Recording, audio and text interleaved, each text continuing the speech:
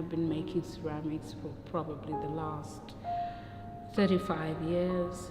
I actually trained in commercial art and advertising as a layout artist and graphic artist in my youth, and then worked with an advertising agency in Kenya, where I was born and I come from. And I came to England to probably assuming that I was going to pursue that field and then work in advertising for the rest of my life, until I came across a pottery class. I think on my foundation we did a bit of pottery, and I started going to evening classes. And the rest is history. I wanted to actually make a specific project that was a component of something else and en masse, and totally separated from my ceramics. I already had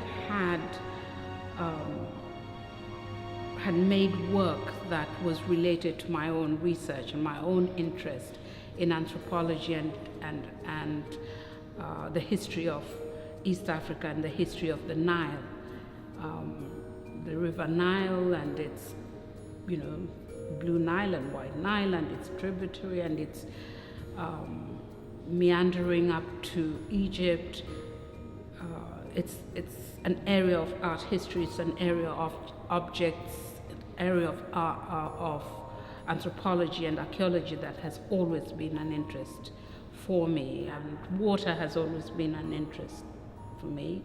Glass has this kind of elusive water quality to it, and on invitation to work with glass, to have the river as an inspiration, but also to have artifacts.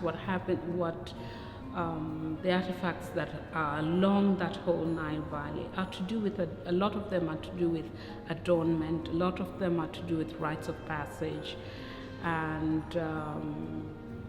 my interest in adornment was heightened when I was doing a bit of research at the University College London at the Petrie Museum. Found these ear studs that were just intriguing. They're made from glass. They're 5,000 years BC. When I came here, I thought, wouldn't it be good to make these pieces, lay them perhaps in a grave, and discover them en masse. And the more I started working with them, other ideas came through. I referred back to the river. I referred back to the fact that at one stage I did quite a bit of rock climbing, and so I would have gone into caves. I love natural formation of things like stalactites. Alongside the seriousness of this particular project, there has been an element of testing, teasing, and there's been an element of drama and playfulness to it, because the nature of glass blowing has a very theatrical aspect to it. I have to call it a piece because it is actually one piece of work made of 1,000, actually we think 1,001 pieces. It is an individual piece in itself. It's involved several people. It's sort of, by nature, I think what's been interesting is working with several glass blowers. And in the States, I worked with Benjamin Cobb at the Museum of Glass with his team. At Pilchuck, I worked with David Waters and his teammate D.H. McNabb, and here James Masquerema, had his own team of students who are working with him and helping him, which is absolutely wonderful because they got the experience of working with him.